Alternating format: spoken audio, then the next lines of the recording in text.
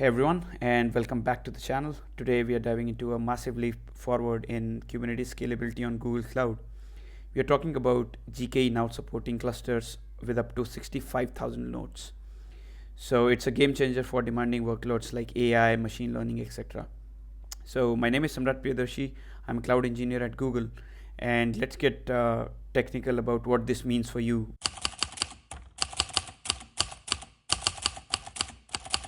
For those of you working with cutting edge technologies, especially in the realm of generative AI, you would know that the size of these models is exploding. We are seeing models reaching hundreds of billions of parameters, and the trend is towards trillions and beyond, right? So, training these large models demands unprecedented computational power. So, previously, GKE already supported world's largest managed Kubernetes clusters with up to 15,000 nodes. That was already very significant, but to handle models with multi-trillion parameters or more, we needed to push the boundaries even further.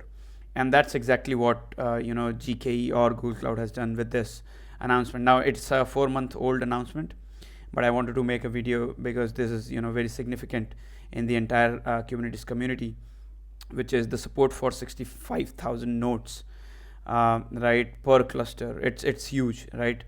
So in fact, this scale is more than 10 times larger than what the other two largest public cloud providers offer.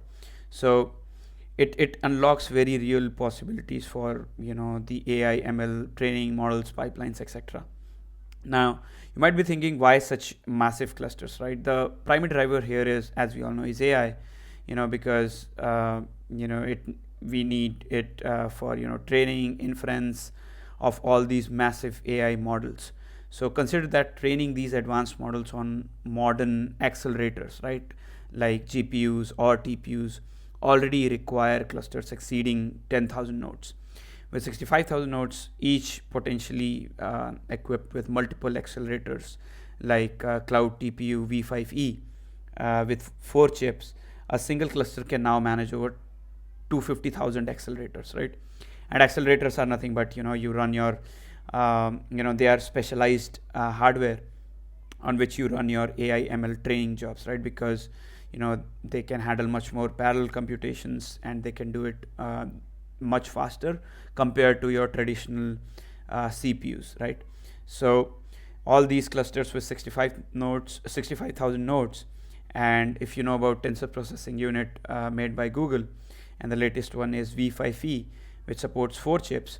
So 4 into 65,000 is like close to 250,000 accelerators. So this drastically reduces the time, which any model training consumes, and allows for scaling to multi-trillion parameter models, right? So that's it's a huge thing, right? But it's not just about raw compute, right? This scale also enables a more efficient way of managing your entire AI lifecycle. Many people need to allocate resources across diverse workloads, right? Including model training, serving, or inference, some kind of research, or any other task. Now centralizing this computing power within a smaller number of these massive clusters provides that flexibility to quickly adapt to changing demands from maybe inferencing, or research, or anything training, right? So that's a very big thing.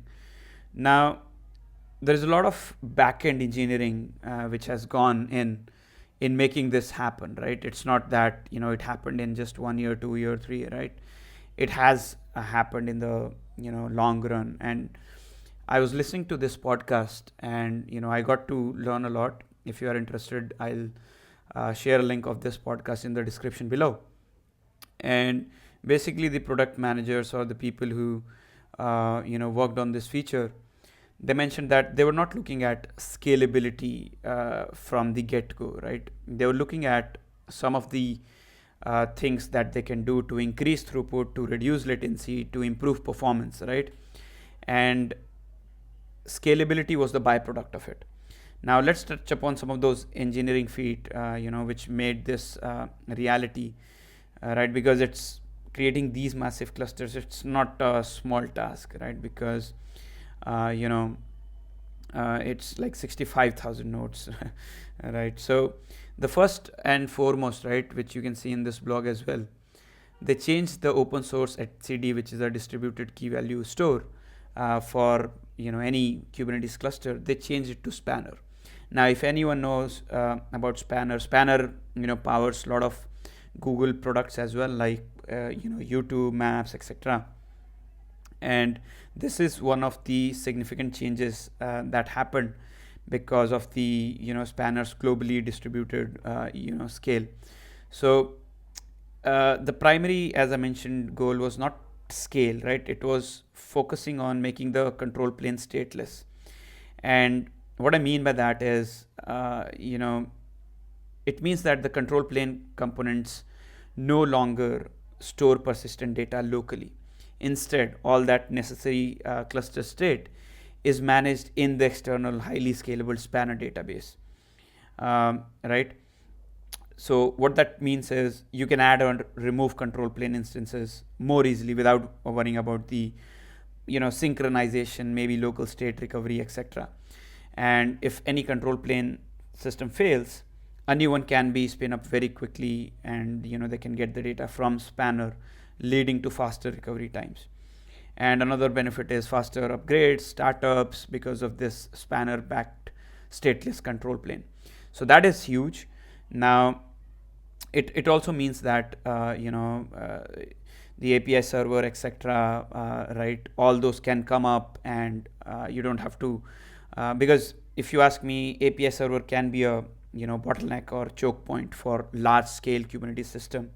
So you have to make sure that the scaling of that particular component happens in a much more optimized and performant way, and this enables that. So you can read more about etcd, Spanner, and all those things, but this was done at the storage layer. Now there are other enhancements as well, and one such major enhancement is introduction of consistent reads from cache in Kubernetes. Now this is the article. You can read more about this article, but I'll quickly dive deeper into the performance gains and the results. So basically what this did was, and what this means is, not for every read the API server or anything, maybe your kubectl commands, will go to the Spanner database or etcd, right? It will go to the API server cache, and then it will fetch it from there, right? Thus reducing the time, etc., and the load on the database, right?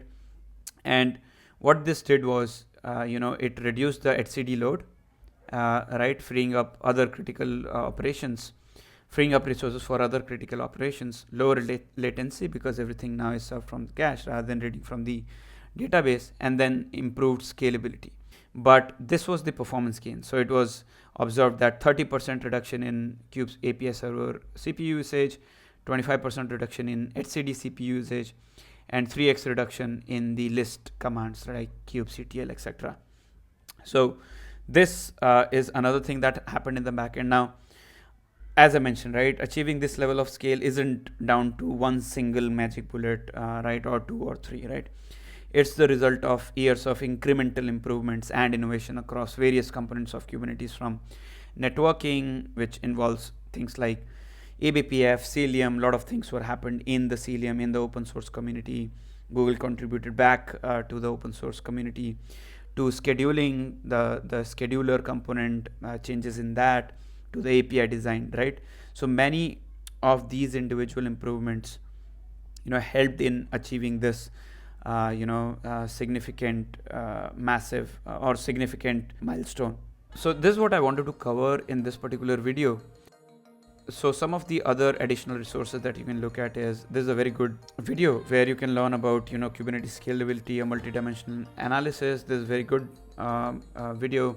Another one is, you can watch this demo where they test it and spin a 65,000 node Kubernetes cluster. And then, as I mentioned, this podcast is a great resource where you can listen to the product managers and some of the things like the links, etc. So this is what I wanted to cover, and thanks for tuning in. If you find this video informative, please hit a like and subscribe for more technical deep dives into the world of cloud native technologies. And if you like this video, then you would also like this video, where I talk about some of the latest cloud native tools that you should learn in this Kubernetes space. So thank you so much. Until then, you get to live, make the most out of it.